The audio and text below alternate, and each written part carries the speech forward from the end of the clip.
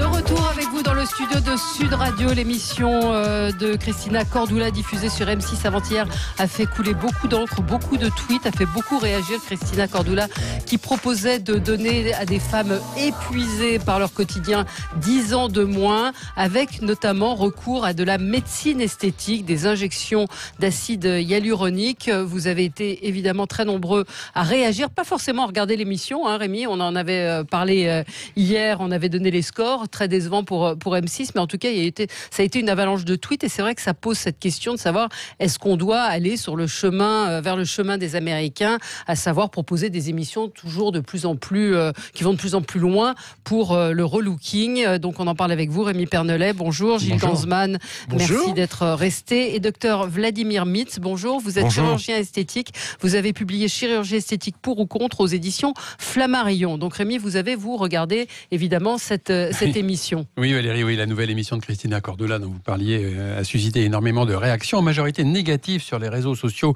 pendant et après la diffusion. La principale critique est évidemment le recours à la chirurgie esthétique. Il y a eu beaucoup de tweets, Gilles va vous en parler tout à l'heure, je vous en cite juste un. Je viens de tomber sur 10 ans de moins sur M6. On est donc sur une émission qui fait l'apologie de la chirurgie esthétique. Bon, en fait, c'est pas la première fois que la chirurgie esthétique est utilisée à la télé. La même chaîne M6 a déjà diffusé cette année, par exemple, un programme quotidien, Incroyable Transformation, c'était en avril 2019, qui, pour changer le look des candidats, faisait intervenir une styliste, une maquilleuse et un coiffeur, mais aussi un chirurgien esthétique, le docteur Frédéric Lange de Montpellier. Mais la chaîne avait limité ses interventions à des opérations laser pour des cicatrices ou à l'acide botulique pour les rides, donc c'était assez limité. En fait, l'émission qui a servi de modèle à M6, c'est l'émission de télé-réalité américaine Miss Swan, diffusée en 2005 sur la chaîne Fox. Il y avait 16 candidates choisies parmi 200 000 volontaires. Elles se retrouvaient à Los Angeles pour subir, je cite, lifting frontal, rhinoplastie, traitement au laser CO2, augmentation mammaire, lipectomie, on retire des excédents de peau, dentisterie, bon voilà, là on était dans le dur. Le programme Miss One avait à l'époque fait 15 millions de téléspectateurs, c'est une forte audience qui a évidemment donné des idées aux patrons de chaînes français. L'émission a été diffusée en version française sur des chaînes du câble, et puis la Belgique en avait fait une version locale en 2009 avec 7 candidates, dont une transsexuelle. L'émission animée par Julie Taton avait plutôt bien marché à l'échelle de la Belgique. Sauf qu'entre-temps, la situation a changé. Toutes les émissions de télé-réalité un peu glauques qu'on a vu défiler sur les antennes et qui consistaient essentiellement à mettre des femmes et des hommes, voire des couples, dans des situations extrêmes pour les voir flirter avec la transgression et l'immoralité, tout ça, pour le sacro-saint culte de l'audience, on s'est quand même rendu compte qu'elle dégradait l'image de la femme, oui, plutôt de la femme, parce que les clichés de la pseudo-séduction ou tentation étaient plutôt machistes. Et la même évolution, je pense, s'applique aux émissions de relooking. Lorsqu'elles restent dans le domaine du conseil et du coaching, le public les apprécie. Mais quand elles s'attaquent à la transformation et à la remise en cause de la personnalité ou de l'image des candidates, même pour ce qu'on peut penser être du mieux, les critiques, comme avant-hier, fusent. Bref, l'époque a changé. Et objectif 10 ans de moins, en plus de susciter des polémiques à cause de l'apologie de la chirurgie esthétique qu'elle mettait en avant, a fait, vous le disiez Valérie, un beat d'audience, 1,6 million, largement moins de 10% de part de marché. Tout n'est donc pas perdu, Valérie. Tout n'est pas perdu, mais bon, vous avez regardé l'émission, docteur ? Oui, j'ai regardé l'émission. Je pense que ce type d'émission répond quand même à une demande de la part du public, parce que nous, médecins, nous n'avons pas le droit de publier des photos avant-après. Et donc, pour les personnes qui sont intéressées, il y en a beaucoup, puisque en gros, 60% des personnes en France pourraient être intéressées par de la médecine esthétique. Il s'agit de médecine et pas de chirurgie. Oui, c'est de la médecine, oui. Et donc, il y a une forte demande de la part du public, et c'est un peu normal que la télévision essaye d'y répondre. Alors, quel est le mode de réponse ? Oui, mais dans une émission de variété, enfin de divertissement, pas variété, de divertissement. Alors, j'ai pas trouvé que c'était une émission de divertissement. Moi, j'ai trouvé que c'était une émission assez sincère, où on demandait à des patientes qui sont des patientes lambda, ni très belles, ni très moches, mais dans une tranche d'âge où effectivement, comme beaucoup d'autres femmes, elles se posent des questions sur leur physique, avec un complexe qui apparaît, complexe qui est douloureux à vivre. Et je trouve que cette émission montrait un peu cette douleur chez ces femmes. Je trouve qu'il y avait une certaine humanité, et que donc les critiques qui sont un peu voyeuristes n'ont pas lieu d'être. Après, les explications médicales sont ce qu'elles sont, et les thèmes abordés sont ce qu'ils sont. Les résultats étaient spectaculaires à la fin, mais il fallait résister jusqu'à la fin. Ne dites pas ça, c'était du maquillage, c'était du relooking, c'était 3 3 piqûres de Botox et l'affaire est dans le sac. Alors, je suis on est très loin des émissions américaines où on refait le nez, on refait les paupières. Vous avez absolument raison, mais c'est la frontière entre la médecine et la chirurgie esthétique. Moi, je suis chirurgien esthétique et je fais de la médecine esthétique. Je ne demande pas à mes patientes de faire systématiquement de la chirurgie esthétique, qui, elle, est une véritable chirurgie de transformation, d'amélioration, extrêmement efficace, mais aussi plus lourde. Mais là, pour ce qu'il en était, c'est-à-dire des injections de comblement, le maquillage, le relooking, la reprise en main de la personne humaine, je trouve que c'est assez important parce que ça s'inscrit dans un mouvement écologiste qui est de dire: prends ton corps toi-même entre tes mains, fais quelque chose pour lui sans faire quelque chose de grave. C'est le dictat de la beauté. Alors, j'essaye d'être conforme à la société. Je fais du business pour être conforme à la société et psychologiquement, j'essaye de ne pas accepter tel que je suis. Je trouve que vous êtes très injuste peut-être avec vous-même. Parce qu'en réalité, les gens ne subissent pas le diktat de la beauté. C'est pas un diktat, c'est quand ils se voient tous les jours et que petit à petit, ils voient un vieillissement qui s'accélère ou leur corps qui change d'une façon imprévisible ou bien qu'ils voient leurs parents, ce que sont devenus leurs parents. Il y a à ce moment-là un choc qui se produit en eux et une demande d'amélioration. Et qui ils vont voir? Ils vont pas voir que des faux médecins. Ils vont voir des médecins qui ont fait des études et qui leur proposent éventuellement des solutions. Le maquillage que vous avez vu, c'est une couche en plus. Mais en réalité, il y a eu quand même un travail en profondeur qui n'a duré que 3 semaines. Mais alors, dans les critiques, peut-être Gilles, qui a eu, moi j'ai été très étonnée des réactions des téléspectateurs qui, pour beaucoup, disaient qu'en gros, on devrait plutôt apprendre à s'accepter, à prendre soin de soi. Je vous en donne deux, trois, puisque après, il y a le débat. Il y a Fredo, j'adore cette émission, on te fait croire que tes problèmes s'envoleront avec la chirurgie esthétique. Le mal-être est bien plus profond si tu ne t'acceptes pas comme tu es. Alors, c'est d'un psychologue dont tu as besoin. Le résultat n'est pas bluffant. À vrai dire, les femmes sont maquillées à bloc, nouvelle coiffure et basta. La silhouette reste la même. Finalement, la chirurgie esthétique n'est pas très flagrant. Première et dernière fois pour moi cette émission. Il y a Lynn Chamé qui a soulevé un vrai problème et on pourra en parler, docteur. Et Cendrillon, comment elle est devenue du jour au lendemain relooking sans la maquilleuse, le coiffeur et sans la garde-robe adéquate? Le réveil va être dur. Comment apprendre que tu fais 10 ans de plus sans Botox et t'attendre à refaire 10 ans de plus une fois l'effet Botox passé? C'est encore l'effet Cendrillon. Et puis encore 2 tweets, Valérie. De nos jours, les gens ont la flemme, aucun goût pour l'effort. Ils veulent tout de suite. Moi, j'ai perdu 13 kilos sans me priver ni dépenser de l'argent, du jogging, des tennis, de la volonté et un peu de légumes dans mon assiette. C'est Aurélie Targen qui a tweeté ça. Très bon témoignage. Très bon. Oui, très bonne sélection. Et puis, non, je rigole. Et puis également quelque chose de très drôle. Bon, écoutez, moi, pendant 5 ans, je vais manger du Nutella, fumer une clope et puis au pire, j'irai voir Cordula pour me faire pimper dans 5 ans. Ouais, un tweet à l'instant d'un auditeur qui nous dit: la chirurgie esthétique doit être uniquement dans un cadre réparateur, c'est intime. Le faire passer à la télé, c'est en faire l'apologie, donner des idées aux jeunes filles qui ne s'acceptent pas comme elles sont. Donc c'est dangereux, c'est scandaleux et dangereux. Oui, parce qu'en fait c'est ça le fond du dossier. Parce que le fait qu'on ait recours à la médecine esthétique ou à la chirurgie esthétique, ça c'est du libre arbitre de chacun, c'est tout à fait autorisé et c'est un choix que je peux comprendre tout à fait. En revanche, là où on rentre dans cette émission qui fait malgré tout plus ou moins de l'apologie de pratiques médicales, mais c'est pas une façon de contourner la loi. Pour moi, c'est une façon de contourner la loi. On sait bien que le Conseil de l'Ordre, que j'ai interrogé, mais qui m'a absolument pas répondu à ce jour sur cette émission, il veut pas se prononcer, je pense. Soi-disant, on lui a montré l'émission, on a montré à quelqu'un du Conseil de l'Ordre l'émission avant diffusion, et ils n'ont pas vu d'objection. Je suis surpris, je leur ai demandé, je voulais des explications, j'en ai pas eu. Mais vous êtes médecin, je trouve qu'on contourne la loi dans ce cas. Écoutez, vous avez tout à fait raison de poser ces questions. Et d'ailleurs, c'est pour ça que moi, j'ai écrit un livre qui s'appelle « La chirurgie esthétique pour ou contre », qui est paru chez Flammarion. Pour ou contre, parce que c'est une réflexion de la part d'un chirurgien. C'est-à-dire qu'on s'est posé nous-mêmes les questions des limites de notre action, de leur validité et de l'éthique, surtout. Or, nous vivons maintenant une époque où, effectivement, on devrait rester heureux tel qu'on est, et puis on vit plus longtemps, et s'accepter, et accepter le fait que le monde entier nous pollue, nous abîme, que le soleil casse notre peau, que le tabac est quelque chose qui est extrêmement destructeur. Et donc, je pense qu'il y a quand même une réaction à avoir. Et cette réaction, elle peut passer par la case médecine ou chirurgie esthétique quand il y a un vrai problème. Et ces vrais problèmes, c'est quoi? C'est pas des problèmes simplement que nous, ce qu'on voit. C'est l'intérieur de la personne humaine. C'est la souffrance, c'est le complexe. Et tous ces patients qui se font opérer, il y en a des millions de par le monde, ils se font pas seulement opérer pour dépenser leur argent bêtement. Ils ont une douleur intérieure, c'est une souffrance. Ils sont pas bien. Et ils vont voir des psys. Et parfois, ils nous disent, mais vous savez, votre opération, j'avais pas de poitrine, vous m'avez donné des seins, ça m'a transformé, c'est bien mieux que 20 années de psychanalyse. Donc, si vous voulez, cette souffrance qui est dans les gens, elle est méconnue. Alors le problème qui se pose, c'est est-ce qu'on a le droit d'en parler ou est-ce qu'il faut le garder enfermé dans nos secrets médicaux ? D'en parler, c'est une chose. D'en parler, je comprends. Des reportages, des reportages, des émissions de débat, ça, je comprends parfaitement et c'est justifié.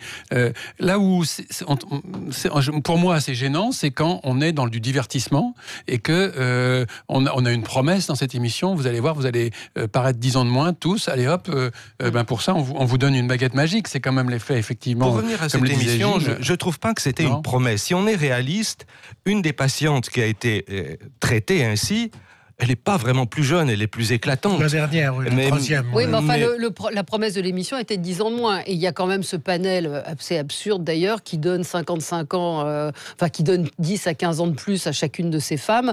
Et quand on révèle à la fin le nouveau visage, elles ont 10 ans de moins. Donc oui, là vous avez absolument raison. Cette théâtralisation, elle est critiquable. D'ailleurs, je trouve que pour ces émissions médicales, ce qu'il faut, ce sont des vrais médecins qui expliquent les progrès de la science. Pourquoi c'est un faux médecin, le docteur? Non, pas du tout. Lui est un vrai médecin. Lui, il expliquait, mais il n'expliquait pas très exactement le cas des patientes. Ouais. Là où moi je veux en venir, c'est que sur tous ces plateaux, ce qui manque, c'est un professionnel qui vous dise, comme dans les greffes du cœur, comme dans les greffes de moelle ou les paraplégiques, quels sont les progrès de la science. Or, il y a des progrès extraordinaires. Par exemple, dans cette émission, il manquait quelque chose en matière de réparation, de médecine esthétique. On a parlé pour le comblement que d'acide hyaluronique, mais figurez-vous, pour les écolos, on peut prendre un peu de vos cellules graisseuses, les filtrer, sélectionner celles qui sont pas trop grosses, en faire une sorte de spaghetti, faire des petits tunnels sous la peau et les mettre. Et donc, on vous remplit avec votre propre graisse. Ça coûte combien ? Ça dépend de la durée de l'opération. Mais en gros, c'est réservé à une certaine idée. Si vous êtes moche et pauvre, c'est foutu. Mais pas du tout. Par exemple, cette technique, elle a été... Parce qu'il y a eu beaucoup cette critique aussi. Cette méthode, elle a été acceptée pour les reconstructions du sein après cancer, maintenant. Oui. Donc elle est prise en charge par la sécurité sociale. Là, c'est médical. Là, on parle du visage. Mais c'est vrai que je vois beaucoup de réactions. Nos auditeurs réagissent beaucoup. Brigitte dit le vieillissement physique est inévitable. Il faut savoir s'accepter. C'est clair que c'est pas toujours facile. Mais commencer à modifier son corps à partir de 20 ans, c'est qu'il y a autre chose de plus profond à traiter. Et c'est vrai qu'on voit de plus en plus de jeunes femmes. Moi, je vois autour de moi des jeunes femmes qui sont ravissantes, très jolies, qui ont une trentaine d'années et qui veulent se faire des injections pour garder un teint, etc. Donc je trouve qu'on passe dans quelque chose, il y a un peu les deux, il y a les gens qui disent faut s'assumer, mais des jeunes filles de 30 ans, des jeunes femmes de 30 ans qui sont de plus en plus angoissées à l'idée de vieillir. Puis-je vous donner une réponse ? Oui, j'attends. Il y a une très grande injustice devant le vieillissement. Oui. C'est-à-dire que chacun d'entre nous vieillit à un rythme qui est un peu différent en fonction d'un programme génétique, de la vie événementielle que nous traversons, de la pollution que nous traversons. Donc dans la même tranche d'âge, deux jeunes femmes qui avaient 30 ans, et qui ont 30 ans et qui avaient 15 ans à l'école, ne vont plus du tout être pareilles. Il y en a une qui va en paraître 50 et l'autre qui va rester toujours à 20. Et il se crée donc cette disparité qui psychologiquement peut être très mal acceptée. Et parce que la chirurgie et la médecine esthétique ont fait des grands progrès, dans un certain nombre de cas, ces patients se disent mais pourquoi pas aller vers une solution qui est une solution avérée. Et dans ce sens, l'émission qui a eu lieu à M6 donne quand même une ouverture. Et je dirais qu'il ne faut pas être aussi critique que ça. Quand on dit que c'est scandaleux que l'on montre des résultats et ces démarches, moi, ce que j'ai trouvé humain, c'est comment les caméramans ont réussi à suivre ces patientes qui ont eu le temps d'exprimer leur malaise. Et on ne peut pas passer là-dessus. C'est des vrais malaises qui ont été exprimés. C'est pas des gens qui se sont... Ça peut être un peu... pour faire un peu de télé, vous savez, il suffit de les habiller autrement, de les vieillir un petit peu plus pour que l'effet soit impressionnant. Vous savez, derrière la fabrication des émissions de télévision, on sait comment raconter une histoire, c'est-à-dire vieillir un petit peu plus la personne pour que derrière, quand la transformation se fait, elle soit plus impressionnante, lui demander que ses cheveux soient un petit peu plus longs, laisser pousser des poils, on peut rajouter un peu des choses. Ouais. Je peux vous dire que la belle histoire des témoignages des femmes, on peut avoir des doutes. Allez, on se retrouve dans un instant, on continue ce débat. Est-ce que vous êtes favorable à ce qu'on montre de la médecine esthétique, la chirurgie esthétique esthétique à la télévision. Esperanza nous dit c'est du light par rapport aux States, tout nous fait peur en France. Alors peut-être qu'on ira plus loin, je ne sais pas. À tout de suite. Avec vous sur Sud Radio, nous revenons sur l'émission de Christina Cordula, 10 ans de moins. Vous avez été nombreux à réagir sur les réseaux sociaux, à trouver qu'on banalisait la médecine esthétique, que ça donnait finalement peut-être des idées à des jeunes femmes qui n'en avaient pas forcément besoin. Gilles, vous lire nous Moi, je voulais un tweet qui a été beaucoup commenté ensuite, dès la publication de ce tweet. Il y a une personne qui s'appelle Dan Romandini qui a été choquée qu'on parle de protocole de rajeunissement. Ça veut dire qu'on utilise un terme médical. D'habitude, les personnes suivent un protocole lorsqu'on parle de cancer. Est-ce que ce mélange des genres, de divertissement et de termes médicalisés vous ont choqué dans l'émission ? Le terme de protocole de rajeunissement. Je trouve que le terme de protocole n'est effectivement pas bien adapté parce que ça veut dire qu'on suit une solution qui a fait consensus. C'est-à-dire où il y a eu des preuves médicales qu'en associant différents temps thérapeutiques, on arrive à un très bon résultat. Donc moi je dirais c'est plus un choix de solution plutôt qu'un protocole. Mais ce choix de solution n'est pas idiot. Je trouve que faire prendre conscience à une femme que son corps doit bouger, qu'elle doit faire de la gymnastique tous les jours pour perdre un peu, de restreindre son alimentation, qu'elle doit arrêter de fumer parce que ça casse les fibres élastiques de sa peau, c'est quelque chose qui est c'est du bon sens, mais c'est bon à répéter, surtout si la patiente souhaite reprendre le contrôle de la barque corporelle, si j'ose dire, d'aller dans une bonne direction. Si je comprends bien, ce que vous avez pensé de l'émission, c'est que c'était une bonne pub pour votre métier, pour la chirurgie esthétique. Non, pas du tout. C'était une pub pour la médecine esthétique. Oui, mais la chirurgie esthétique, elle s'en distingue parce qu'elle est beaucoup plus agressive et que nous avons... Non, mais donc c'était une bonne pub pour la médecine esthétique. Je pense que c'était pas pour ça. C'était une bonne pub pour que les gens se disent peut-être que j'ai une solution pour mon compte, si je me sens mal dans ma peau, pour essayer de me reprendre en main. Mais ce qu'on ne leur dit pas, et ce qui est aussi, je pense, apparu dans les tweets, c'est moi, je voudrais voir leur tête aujourd'hui. C'est l'effet Cendrillon. C'est-à-dire l'effet Cendrillon. C'est-à-dire que là, elles sont maquillées, coiffées, etc. Aujourd'hui, combien de temps ça va durer, combien ça coûte, il y a tout cet aspect-là qui n'a pas été vraiment abordé. Et leur garde-robe qui n'est pas changé. Et leur garde-robe qui n'est pas changé. Donc, il y a un effet un peu... je ne veux pas dire mensonger, mais elle ne va pas rester comme ça tout le temps, quoi. Vous avez raison, c'est vraiment cet effet Cendrillon qui fait la différence entre la médecine et la chirurgie, parce que cette médecine esthétique, c'est une parure, c'est une parade, et la chirurgie, c'est une agression au niveau de votre corps, où on modifie des éléments en profondeur, et donc on crée quelque chose qui est plus stable, mais c'est aussi quelque chose qui est plus redoutable, avec un risque de rater. Et beaucoup de personnes se disent que la chirurgie esthétique, ça peut conduire à un raté, donc ça fait peur. Mais je trouve que cette allusion à l'effet Cendrillon, elle a quand même un mérite pour les personnes qui l'ont subi, c'est qu'à un moment donné, elles ont été mieux. Et sous les ça, c'est imparable. L'émission, elle a montré. Il y a un moment donné. Cendrillon, elle retourne chez elle, quand le carrosse se retrouve en citrouille. Elle a été heureuse pendant un moment, mais après, c'est pas évident. Mais après, il y a le prince charmant qui la retrouve. Voilà, quand même. C'est ça. Et puis, après tout, le carrosse, on peut le retrouver. Le problème qui n'a pas été abordé dans cette émission, par contre, c'est l'argent. C'est que là, ces personnes ont été prises en charge, mais on ne sait pas trop combien ça coûterait en réalité. Mais même combien ça va coûter pour elles, parce qu'il y a des traitements qui vont passer avec le temps. Donc, des injections, des choses comme ça, normalement, il faut les renouveler. Tout à fait. Ça coûte combien de renouveler une injection Botox, par exemple? Par exemple, le Botox ou l'acide hyaluronique, 2 seringues reviennent à peu près à 600 €.